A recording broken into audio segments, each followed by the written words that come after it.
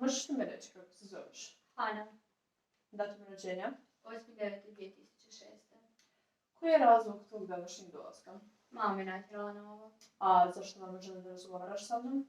Kaže da se u zadnje vrijeme ponašam čudno, nekako drugačije.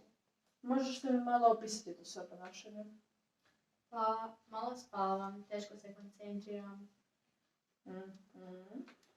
Što još? bez energije sam, malo jedem, A kako se ti osjećaš? bezvoljno, kao da ne mogu napraviti ništa povodom ovih promjena.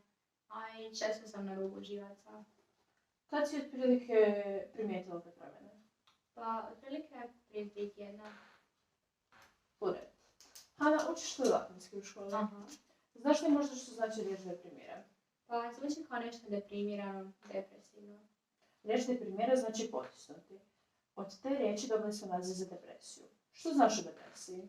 Pa, depresija kao neka bolest kada smo stalno tužni, zbog toga moramo piti lijekove.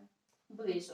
Depresija je poremećaj raspoloženja za koje su karakteristične dugotrajna tuga i duševna bol, koje nam otežavaju ili čak u potpunosti onemogućavaju izvršavanje najjednostavnijih svakodnevnih zadataka.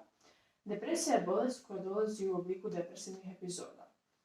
Depresivne epizode traju od 6 do 7 mjeseci, a ukoliko nisu tretirane, mogu trajati i duže.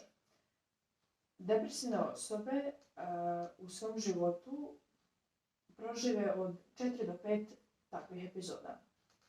Je li istina da žene češće oboljevaju od muškaraca? Da, istina je, kod žena dolazi do iznimnih hormonalnih promjena, kao što je, na primjer, pad hormona prilikom porođaja, pa tako neke žene boluju od postporođajne depresije. No, uzroci depresije su razni, pa ako se slažeš sa mnom, voljela bih da zajedno pokušamo otkriti što uzrokuje tvoju depresiju. Ako baš moramo. Pa, trebali bi. Jesi li prije početka simptoma doživjela neki traumatski događaj, kao što je gubitak voljene osobe ili prometna nesreća? Ne, nisam. Kakvi su ti odnosi s drugima? Pa, okej su. Nemam baš puno prijatelja jer sam sramežljiva. Jesi li kao mala bila sramežljiva? Da, poprilično. Mama kaže da sam oduvijek osjetljiva. Boluje li tko iz svoje obitelji od depresije? Da, ujak. U redu. Prema onome što sam i sada rekla, mogu zaključiti da imaš uređenu predispoziciju za razvoj depresije. Također imaš nešto što se zove melankolički temperament, koji također pridonosi razvoju tvoje depresije. Ljudi s takvim temperamentom osjetljive su osobe koje su od početka sklone povlačenju u sebe i težem proživljavanju tuge, straha i tjeskobe. Hoću li morati piti tablete? Antidepresivi nisu jedini način liječenja depresije. Najteži oblici depresije liječe se elektrokonvulzivnim terapijama.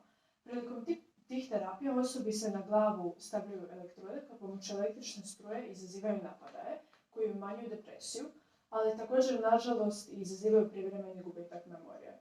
No ne brini, takvim terapijama liječi se samo osobe koje se žele oduzeti život. Kod tebe ćemo koristiti kombinirani tretman psihoterapije i lijekova. Doma ćeš ispuniti ovaj Beckov popis o depresiji, koji će mi pomoći ustanoviti stupanj tvoje depresije, pa ću ti onda moći prepisati lijekove. Beckov popis sastoji se od 21 čestice, a svaka čestica sastoji se od 4 izjave koje su poredane po određenom stupnju simptoma.